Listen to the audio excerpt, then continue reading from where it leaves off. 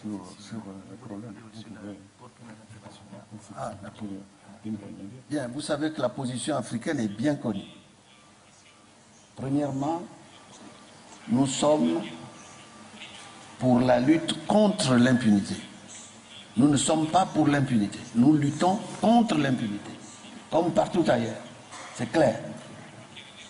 Nous ne sommes même pas contre la Cour criminelle, contre la Cour pénale internationale, puisque cette Cour, il y a 31 pays africains qui sont membres de la Cour.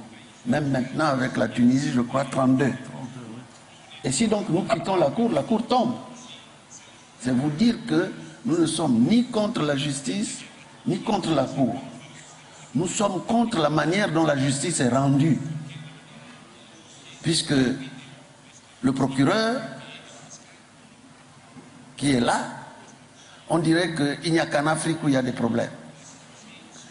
Il ne condamne que des Africains. Il ne juge que des Africains. Est-ce que ça veut dire que rien ne se passe ailleurs dans le monde? Est-ce que ça veut dire qu'au Pakistan, en Afghanistan, à Gaza, en Tchétchénie, il n'y a rien? Il n'y a qu'en Afrique où il y a des problèmes? Pourquoi il n'y a personne d'autre de juger que des Africains? C'est la question que l'on se pose. Il y a eu des problèmes en Sri Lanka. Il n'a pu rien faire.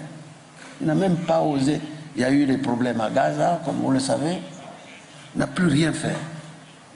Il y a même les situations, comme l'a rappelé le président, les situations qui se passent en Irak, où sur la base d'un mensonge, on est arrivé en Irak et il y a eu, je crois, 1,5 million de morts. C'est rien. Rien ne se passe.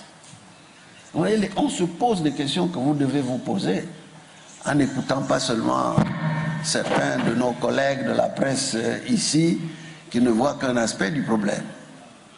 Permettez-moi de vous dire que je me suis rendu aux États-Unis. Et là-bas, tout le monde, les Américains me demandaient pourquoi vous ne respectez pas la Cour internationale de justice. J'ai dit, venant de vous, Américains, vous avez refusé de faire partie de la Cour criminelle internationale. Vous avez dit, nous, Américains, on est au-dessus de la loi internationale. Et vous avez même dit, aucun Américain ne doit être jugé en dehors du territoire américain. C'est clair. Si donc moi j'ai dit un jour, aucun Africain ne doit être jugé en dehors du territoire africain, est-ce que j'ai dit quelque chose qui est différent de ce que vous dites? Pourquoi, au lieu d'encourager le gouvernement américain à être membre de la Cour internationale de justice, vous êtes en train de nous dire, nous ne respectons pas la Cour internationale de justice? Je crois qu'il faut vous poser toutes ces questions pour que nos camarades qui sont là, qui ne sont pas méchants, mais qui ne voient qu'un aspect de ce qui se passe, qui regardent l'Afrique avec des lunettes, comprennent qu'il y a des problèmes. Je voudrais vous rappeler, messieurs, qu'il y a 3 tribunaux internationaux qui ont été créés avant la Cour pénale internationale. Un, le tribunal pénal international pour la Yougoslavie. C'est ce tribunal-là qui a jugé Milosevic, pas l'ICC. C'est ce tribunal qui continue à juger les généraux qui viennent d'être arrêtés. Et ensuite, il y a 2 tribunaux internationaux en Afrique. L'un s'appelle le tribunal international pour le Rwanda. Tous les jours, ils jugent, on condamne. Ça se passe comme toute justice. Vous les voyez à la télévision, comme M. Ocampo, qui est devenu une vedette de la télévision. Vous voyez les juges de la Cour internationale de La Haye, qui tous les jours, depuis plus de 50 ans, jugent. Vous les voyez à la télévision en train de parader.